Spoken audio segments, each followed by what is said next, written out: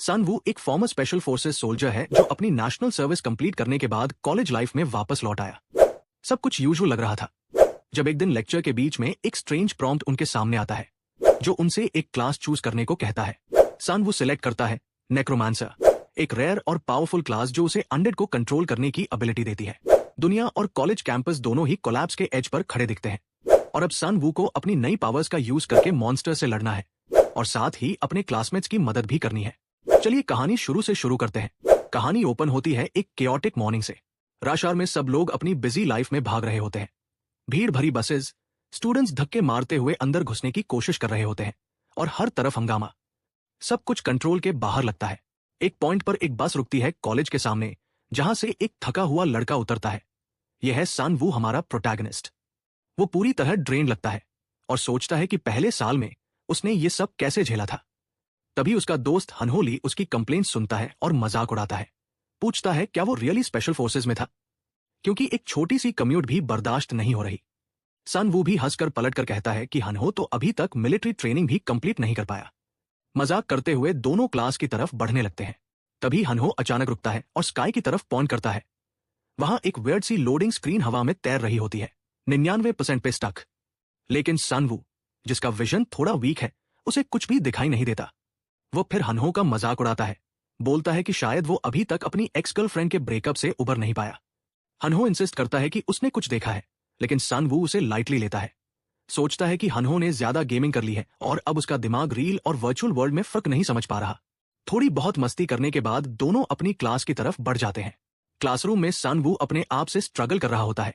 उसकी आंखों में नींद है और वो विश करता है कि काश उसने कॉफी पी ली होती, लेकिन उसे ये नींद कुछ अलग लगती है, जैसे बस ड्राउजीनेस नहीं, कुछ और भी है। फिर अचानक उसकी आंखों के सामने एक बड़ी स्क्रीन फ्लैश करती है। एक अजीब सा क्वेश्चन दिखता है, which class will offer the best chance of survival in an apocalyptic world. नीचे एक प्रॉम्प्ट होता है, चूज योर क्लास। सन वो शॉक में आंखें मलता है, चेक करता है क्या ये सपना है या रियलिटी। उसी मोमेंट बिजली चली जाती है। दिन का समय होने के बावजूद अंधेरा छा जाता है। साथ ही कोई भी इलेक्ट्रॉनिक डिवाइस काम नहीं कर रहा होता। क्लास में पैनिक मच जाता है। धीरे धीरे सब स्टूडेंट्स के सामने वही ग्लोइंग स्क्रीन दिखने लगती है। सब कंफ्यूज्ड होते हैं, पता नहीं ये हैल्यूसिनेशन है या कोई हॉलोग्राम। लेकिन सन वू को गट फीलिंग से लगता है कि यह सब रियल है और कुछ सीरियसली रॉन्ग है। उसकी स्क्रीन पर एक काउंटडाउन दिख रहा होता है और कुछ फ्लोटिंग कार्ड्स भी, जिन पर इमेजेस और स्टार रेटिंग्स होती है। सभी स्टूडेंट्स वो कार्ड्स देख रहे होते हैं, लेकिन कोई हाथ नहीं लगाता। सब अनश्योर होते हैं क्या करना चाहिए। सन वू सोचता है क्या कार्ड सिलेक्ट न करना ज्यादा रिस्की होगा, क्योंकि कोई नहीं जानता काउंटडाउन के खत्म होने के बाद क्या होने वाला है। और अब सिर्फ 15 सेकेंड्स बचे हैं। जैसे जैसे टाइमर टिक करता है, सन वू कार्ड्स को घूरता है, फुल ब्लोन पैनिक में। उसे समझ नहीं आ रहा क्या चूज करे, लेकिन टाइम बहुत कम है। तभी एक स्टूडेंट एक कार्ड सिलेक्ट करता है और अचानक एक बड़ी सी स्वॉर्ड उसके सामने क्रैश करती है और वो कार्ड गायब हो जाता है। यह देखकर सन वू रियलाइज करता है कि उसे अब डिसाइड करना पड़ेगा। सोचता है कौन सी क्लास उसे अपोकैलिप्स में सर्वाइव करने का बेस्ट चांस देगी। हर कार्ड के अलग स्टार्स है और जल्दी में वो पिक करता है सबसे ज्यादा स्टार्स वाला, नेक्रोमांसर क्लास। कुछ ही सेकंड्स बाद क्लास सिलेक्शन कंप्लीट होती है और सब स्क्रीन्स गायब हो जाती है। क्लास नॉर्मल लगती है, लेकिन वो चुटिया स्टूडेंट के पास अब भी वो जायंट स्वॉर्ड होता है। सब लोग उस स्वॉर्ड को कंफ्यूजन में घूरते हैं। वो स्टूडेंट एक्सप्लेन करता है कि उसने वॉरियर क्लास चूज की थी और तभी वो स्वॉर्ड गिरी। ये सुनकर सन वू वंडर करता है क्या वो सच में नेक्रोमांसर बन गया है, क्योंकि अभी तक तो उसे कुछ खास फील नहीं हो रहा। तभी केओस शुरू होती है। एक स्टूडेंट अचानक एक छोटे से गॉब्लिन के अटैक का शिकार हो जाता है। वो चिल्लाता है, हेल्प मांगता है, लेकिन सब लोग शॉक में खड़े देखते रहते हैं और तब तक गॉब्लिन उसे बार बार स्टैब करके खत्म कर देता है। उसके बाद गॉब्लिन टर्न करता है और बाकी स्टूडेंट्स की तरफ देखता है। तभी पूरी क्लास में पैनिक फैल जाता है। सब भाग जाते हैं एक्सेप्ट सन वू। ब्रेव होने की वजह से नहीं, बल्कि इसलिए क्योंकि उसकी बॉडी फियर के कारण फ्रीज हो जाती है। मूव करने पर गॉब्लिन का अटेंशन उस पर आ जाता। बाकी स्टूडेंट्स नर्डी को चिल्लाते हैं कि कुछ करो, तुम्हारे पास वेपन है। लेकिन वो नर्ड लड़का रो पड़ता है और लड़ने से साफ मना कर देता है। तब सन वू को रियलाइज होता है कि वो तो गया काम से। गॉब्लिन उसकी तरफ चार्ज करता है। सन वू भागने की कोशिश करता है, लेकिन फिर रुक जाता है। उसे लगता है अगर पीठ दिखाई तो गॉब्लिन तुरंत मार देगा। तो वह टर्न करता है और उस गॉब्लिन को एक सॉलिड किक देता है।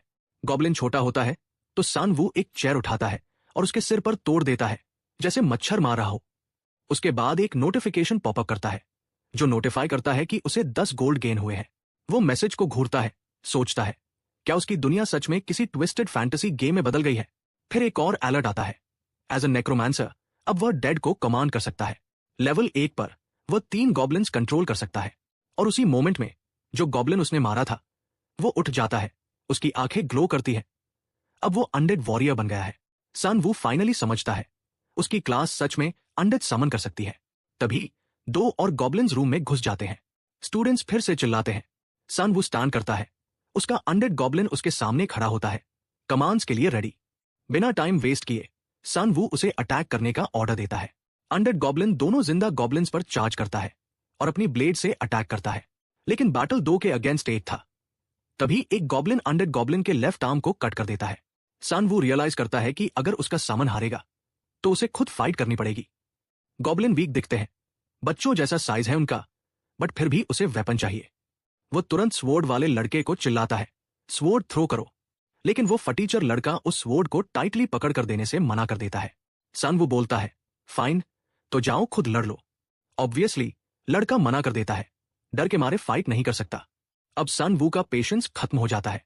उसका मन करता है सीधा उस लड़के को गॉब्लिन्स के सामने फेंक दे और उसकी स्वॉर्ड छीन ले। अपने अनडेड सोल्जर की मदद करने के लिए मेन कैरेक्टर एक चेयर उठाता है और मॉन्स्टर्स पर देखकर फेंकता है।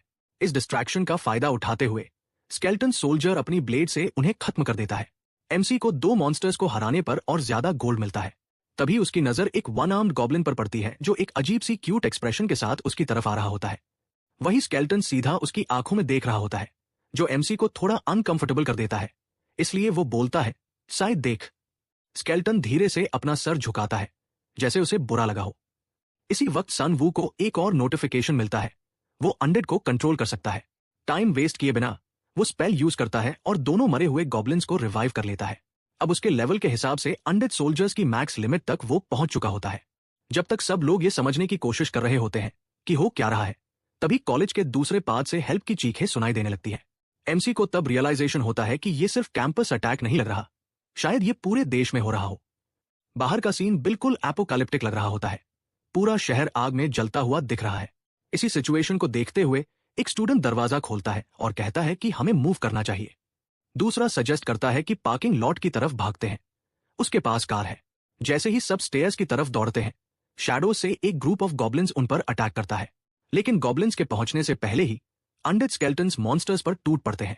एमसी स्टूडेंट्स को चिल्लाता है, भागो, मैं हैंडल करता हूं। डर के मारे स्टूडेंट्स इधर उधर भाग जाते हैं। एमसी उन्हें रोकने की कोशिश करता है, लेकिन फिर सोचता है शायद ऐसे ही बेहतर है। उसे अब यह समझ आता है कि पूरी सिचुएशन एक गेम लॉजिक फॉलो कर रही है और उसके सर्वाइव करने का बेस्ट तरीका है फाइट करना और स्ट्रॉन्ग बनना। उसके स्केलेटन सोल्जर्स अभी भी फ्रंट होल्ड कर रहे होते हैं। तभी एक मॉन्स्टर अचानक बर्सर्क हो जाता है और एक स्केलेटन का सर काट देता है। एक सोल्जर कम हो चुका होता है। सन वू रियलाइज करता है कि अब सिचुएशन रिस्की हो रही है। लकीली बचे हुए दोनों स्केलेटन्स बाकी एनिमीज को मार देते हैं और एमसी को और गोल्ड मिलता है। साथ ही वो देखता है कि उसका लेवल अप हो गया है। जब वो अपना प्रोफाइल खोलता है तो उसे एट्रीब्यूट पॉइंट्स नहीं मिलते, बल्कि एक लेवल अप कार्ड मिलता है जो एक रैंडम रिवॉर्ड देता है। कार्ड लक पे बेस्ड होता है, लेकिन ये गेम का मेजर पार्ट है। वो रैंडम स्किल कार्ड चूज करता है जो उसकी मिनियन कैपेसिटी 1 से बढ़ा देता है। अब वो 4 अनडेड कंट्रोल कर सकता है। वो एक और स्केलेटन समन करता है, लेकिन देखता है कि मना काफी कम बचा है। स्केलेटन्स के प्रोटेक्शन में बैठकर वो सिचुएशन को समझने की कोशिश करता है। अभी कुछ भी क्लियर नहीं है, इसलिए वो सिर्फ सर्वाइव करने पर फोकस करने का डिसीजन लेता है। स्केलेटन्स के साथ वो नीचे की तरफ जाने लगता है। नीचे का सीन भी उतना ही खराब होता है, लेकिन वो जानता है कि कैंपस पे रुकना कोई ऑप्शन नहीं है। वो स्केलेटन्स को आगे चलने को बोलता है। तभी उनका एनकाउंटर होता है हनहो से। हनहो अनडेड गॉब्लिन्स को देखकर घबरा जाता है और एक के सर पर डैगर मार देता है। एमसी उससे चिल्लाता है और हनहो कंफ्यूज्ड होकर पूछता है, ये क्या है? एमसी कहता है, ये अब मेरे बॉडीगार्ड जैसे हैं। जब हनहो से क्लास के बारे में पूछा जाता है तो वो बताता है रोक पिक किया है। एमसी हंस पड़ता है क्योंकि हनहो ने सिर्फ इसलिए 1 स्टार क्लास ली थी क्योंकि उसे लगा था ये उसे ब्रिगेडियर जनरल बना देगी। स्केलेटन्स भी डिसअपॉइंट लगते हैं। हनहो उनके ग्रुप में शामिल हो जाता है और सब कैंपस से निकलने लगते हैं। मूव करते वक्त एमसी को एक नया नोटिफिकेशन मिलता है। ग्रुप होने की वजह से उसे सिनर्जी इफेक्ट मिलता है। जब 5 डैगर्स इक्विप्ड होते हैं तो बोनस गोल्ड और क्रिटिकल हिट चांस मिलता है। वो रियलाइज करता है कि ये एक पार्टी बफ है जो स्पेसिफिक कंडीशंस में ट्रिगर होता है। और बेस्ट पार्ट, स्केलेटन्स भी इससे बेनिफिट ले सकते हैं। इसका मतलब उसे पूरी पार्टी की जरूरत नहीं, बफ्स तब भी मिलेंगे। जैसे ही वो नीचे डिसेंड करते हैं, एक और ग्रुप ऑफ गॉब्लिन्स और एक बड़ा मॉन्स्टर सामने आ जाता है, जो शायद लीडर लगता है। जैसे ही सन वू उन्हें देखता है, एक और नोटिफिकेशन पॉप होती है। मॉन्स्टर्स सेंट ऑफ डेथ के इफेक्ट में है, जिससे उनके स्टैट्स 30% रिड्यूस हो जाते हैं। ये इफेक्ट तभी ट्रिगर होता है जब सैम टाइप के 4 स्केल्टन्स पास हो। सन वू इस एडवांटेज का फायदा उठाता है और अपने स्केल्टन्स को फाइट में भेजता है। वो गॉब्लिन्स को इजिली ओवरपावर करते हैं, लेकिन तभी असली थ्रेट सामने आता है, बॉस मॉन्स्टर। वो अपना हाथ उठाता है और वाइल्ड बर्सर्कर स्किल एक्टिवेट करता है, जो सब एनिमी मिनियंस को बफ कर देता है। अब बैटल का टाइड बदलने लगता है। बफ्ड गॉब्लिन्स ज्यादा एग्रेसिव हो जाते हैं। सन वू काम रहता है। उसे पता होता है कि अगर बफ हटा दिया जाए तो स्केल्टन्स फाइट जीत सकते हैं। वो वन आर्म स्केल्टन को कमांड देता है, सीधा बॉस पे जाओ। स्केल्टन जंप करके बॉस का हाथ काट देता है। बॉस उसे किक मार देता है, लेकिन बफ हट जाता है। Mission accomplished. अब गॉब्लिन्स इजिली डिफीट हो जाते हैं। बॉस मॉन्स्टर रेजिस्ट करता है, लेकिन फाइनली गिर जाता है। एमसी को बोनस गोल्ड मिलता है और कुछ आइटम्स भी, एक स्पीयर और एक रिस्टबैंड जो एलाइज को बूस्ट करता है।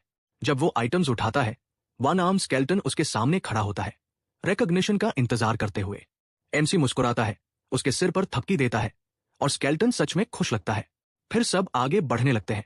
रास्ते में उन्हें कुछ आवाजें सुनाई देती हैं। सन वो स्केल्टन्स को हाइड करने को कहता है, ताकि लोग डर न जाए। कॉलेज के एग्जिट गेट के पास एक ग्रुप ऑफ स्टूडेंट्स इकट्ठा होता है।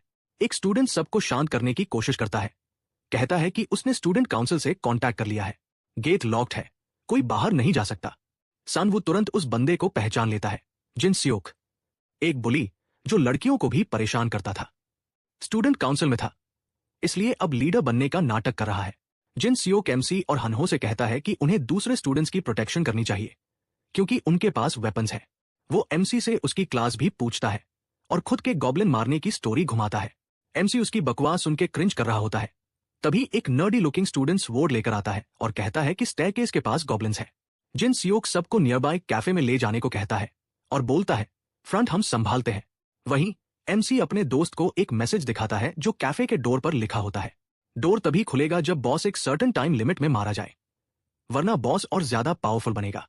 एमसी समझ जाता है, अगर वो बॉस को नहीं मारे तो कोई उन्हें बचाने नहीं आएगा।